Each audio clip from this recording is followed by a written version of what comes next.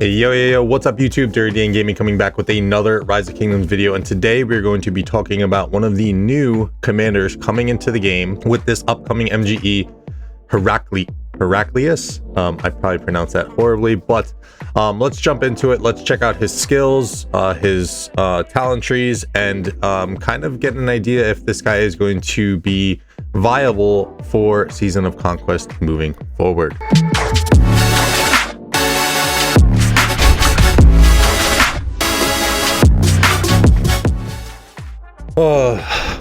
All right, everybody. So we have our new MGE commander, Heraclius, entering Rise of Kingdoms in a little over a week. He's going to be the MGE commander featured this week, as well as subsequent weeks until I believe for the next 3 MGEs or so. At first glance, I have to say I was a little bit underwhelmed, but upon digging through and just kind of, looking through some chats and talking with some friends and whatnot, I think this guy might have a place in Rise of Kingdoms going forward. And I'll talk about a little bit on my thought process on how my thought process developed from this commander, from seeing his skills. Because again, at first glance, I wasn't too thrilled with him. But let's just jump right into it. So Heraclius, again, he's going to be an MGE commander. You're going to be able to acquire his sculptures here. He's going to be a leadership, garrison, and defense tree commander. So let's check out his skills. First skill, Hammer of Nineveh. Deals direct damage up to 5 nearby target troops. The damage factor is going to go all the way up to 1200. And then this skill also grants commander's troops a mighty shield for 5 seconds. Mighty shield damage factor of 1200. Now, seeing this again, very low damage. I was expecting a little bit higher for a Season of Conquest meta commander, but when you go over and we're pretty much going to be putting side-by-side comparisons with him and YSS, because I think that what they wanted to do is kind of phase YSS out of the meta a little bit, and in my opinion, YSS was probably the most versatile garrison commander that we had available in the game. I mean, he can go pretty much with anyone. So he was right up there with like some of the best garrison commanders that you can have. But when you're looking at the damage factor from when he's in garrison, that's only 1400. So you have a 200 damage factor difference between the two of them. So I guess that's not horrible. And then with 5 targets, I think we can probably expect that Heraclius is going to have a circular AoE. Again, 5 nearby target troops. So moving on to his next skill, increase health of this commander's troops by 30%.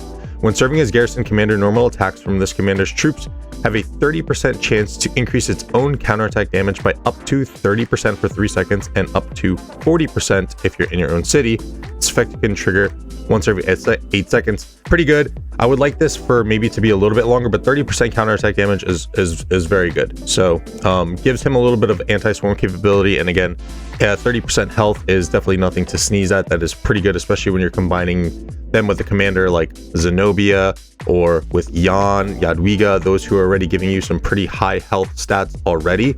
And health is, as everyone knows, is the main meta stat for people to chase. Next, Scutin of Byzantium.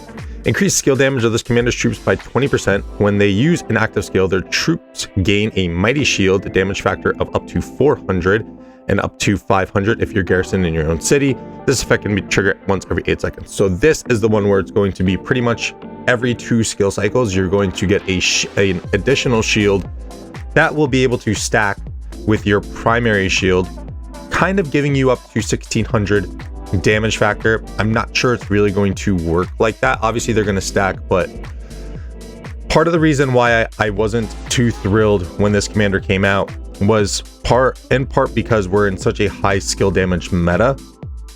And just looking at a commander like Henry, who's right here, I should probably move this up too. Actually, I can't. My big head's blocking Heraclius' little thingy.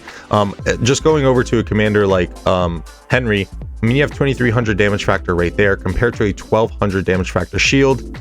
At first glance, again, I was like, I don't know if that shield is really going to do much in a meta where skill damage is so highly sought after. But we'll kind of dive in a little bit more in depth as to why I think this commander might have a place. So Again, you're going to have a shield that's going to have the ability to stack, and then you're getting a skill damage bonus, which is going to be pretty nice for his subpar skill damage on his active skill. And this is something that YSS does not bring to the table, although YSS does bring all damage bonuses. Heraclius is going to give you a skill damage bonus, and I believe one of YSS's damage buffs is going to be conditional anyway,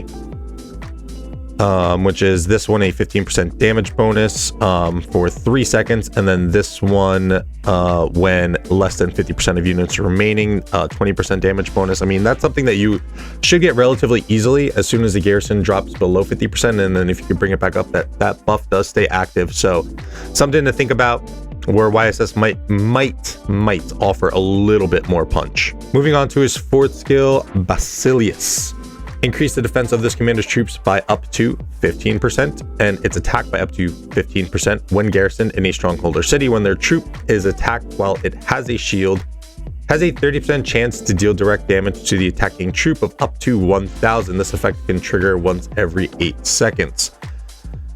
So when their troop is attacked, that means that if the swarm is going, if someone calls for a swarm on a Heraclius garrison, there is going to be a very high chance that this thing is going to pop off. Again, it's pretty much going to act as in every other skill cycle type scenario.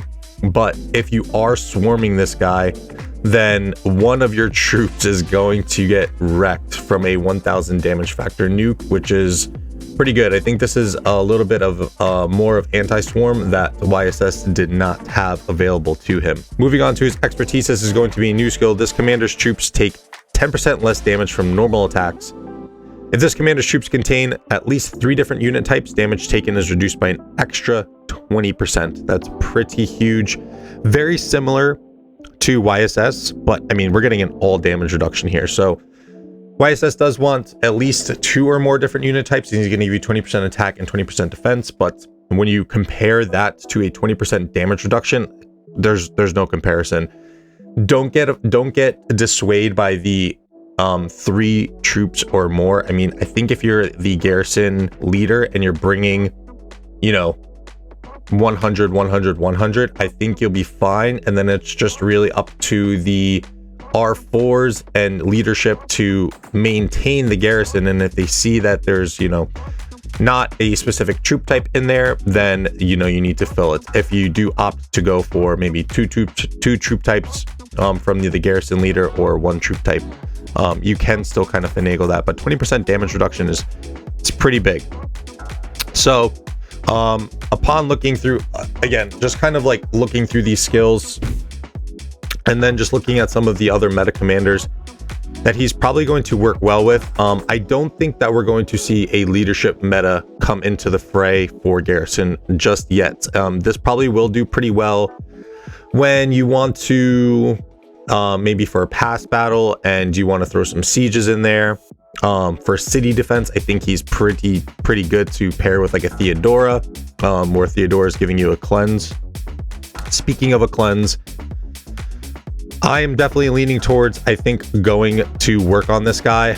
It's going to take away a little bit from what I wanted to do in working on the open field aspect of my marches. But when pairing with a commander like Jan, you're going to get a 2400 damage factor nuke. He also has a circular AoE, which kind of rips. The damage factor here, which is, it's only 300 stated as, it feels more than that. And I don't know if that's due to pairing him with Nevsky in garrisons, but it definitely feels like that 300 damage factor hits a little bit harder. So now you're going to have 2 circular AoEs if you're pairing Jan and Heraclius.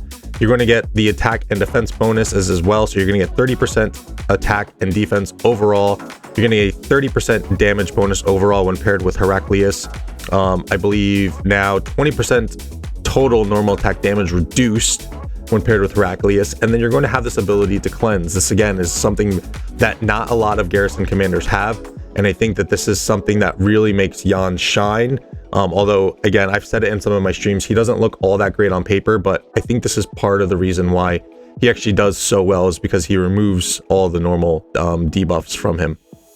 20% cav health, that'll bring the garrison health all the way up to 50%, which is pretty nuts. Combine that with all the gear, I mean, you're probably looking upwards of like 260 to 270% cav health now, I think, roughly at the very top of my head. And then normal attack damage bonus over here, and then this is what it is. Now if you go to another meta commander like Flavius, 2300 damage factor, he's going to have a little bit more of burst damage here. Again, 30% all together when you combine the attack and defense, and then even the health bonus over here. So now you're putting it at 45% health. Counterattack damage bonus, this will be able to stack, so you're looking at up to 50% counterattack damage, and then increase and then normal attack, inflict the debuff on the targets. That won't stack with anything with Heraclius. Then a damage bonus, and then a chance to silence. Flavius's kit is what it is. Again, I think that it should pair pretty well with the, you know, kind of anti-swarm that Heraclius is going to be bringing to the table. And also, then if we go and check out a commander like Zenobia, this one I'm not sure. I'm not too sure on Zenobia and Jadwiga. Maybe just because of the other things that Zenobia has in her kit, with the health bonuses and her passive bonus over here with the normal attack damage bonus and attack damage reduction. But she's not really offering much in terms of punch. Very much like Jadwiga, although Jadwiga, she is going to give, they're both more or less kind of the tanky aspects of what's in the meta right now because of their expertise and their skill damage reduction and whatnot. So I think right now what we're going to see is I'm predicting you'll probably see Jan Heraclius and Flav Heraclius really emerge as the go-to garrison meta. And then you'll be able to plug in Jadwiga as well as a Zenobia. Probably a little bit more beneficial for Arc, a Zenobia, because she's going to have that sustain and the ability to really hold down a structure, very much like Jadwiga as well. And then archers, again, they're so troop dependent, due to their tree, where the archer tree really wants only archer troop types to get a lot of those really nice buffs at the top of the archer talent tree. And with just how OP these new meta commanders are, like she has a very underwhelming damage factor as well, with just how OP these new commanders are in terms of skill damage. I think you really need to be able to dish some damage out in a garrison in order to really kind of withstand the rallies that are coming at us in the new meta. So my buddy Turtle, he told me that Chiz had suggested or had kind of said that the hollow square formation is going to be that of the meta for garrison, and I said I think it's going to be arch, which I think it still will be if you're not using Heraclius. And this is why, because these special inscriptions are nuts. Keep in mind on the shields that Heraclius is going to be giving. Now again, this is really endgame, and this is going to take a lot of luck and grinding to get some of these special inscriptions, but bear with me. Increase troop skill damage resistance by 5%. Great, more tankiness. Normal attacks have a 10% chance to increase shield strength by 10% for 5 seconds. So that's a 1 shield buff that we're getting. Next, troops receive a 5% boost to shields. That's another 5%. That's 15%. Damage taken while you have a shield up is reduced by 10%. That can stack onto his expertise. That's 30% together, all damage reduction. If you have a shield up, that's kind of crazy. Troops receive another 5% boost to shields. That's 20% altogether. That's a 20% boost to what his shields are going to be doing. I can't do the rough math right now, but if you have all these, you're probably looking at about close to that 2k damage factor on the shield. Increases all troop damage dealt by 3% when using a shield, or 2% when not using a shield. So pretty good on that little bit. And then increase troop damage resistance by 5%. That's passive. That'll give me a total of 25% just for free. And then on this one, another 10%. So you're looking at 35% damage, all damage reduction. So with Heraclius, yes, I would say if you plan on investing on this guy and bringing him to the forefront of the meta, I think hollow square is probably going to be the way to go. If you're looking at any other garrison combinations, I think that arch formation is still going to be the way to go, in my opinion. It's still too early to tell. I don't know of anyone that has these things, but nonetheless, arch, wedge, and now hollow square seem to be entering the fray as the armament meta. So all in all, I think Heraclius is going to be a nice addition into the meta. Where he actually lands and shakes out being, I'm not too sure, but again, I think he's going to pair very well with Jan. I think he's going to pair very well with Flavius. He's a YSS 2.0 in essence. I mean, he's giving you a lot of base stats, which YSS actually isn't giving you. A lot of YSS's stats that you're getting are conditional, and he's got about the same damage factor.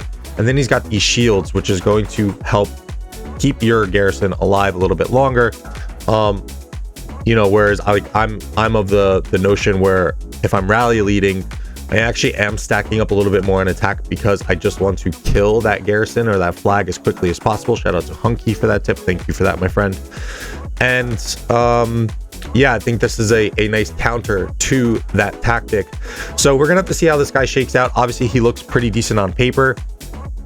I've said before with Jadwiga and Jan, like they just don't look impressive on paper. So on paper and performing in the field are two totally different things. So right now, I'm very excited to see what this guy can bring to the fold.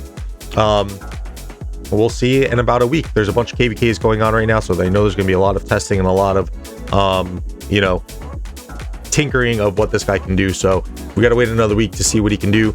But so stay tuned and we will follow up on that to give a absolute conclusion, but I think he is going to be viable.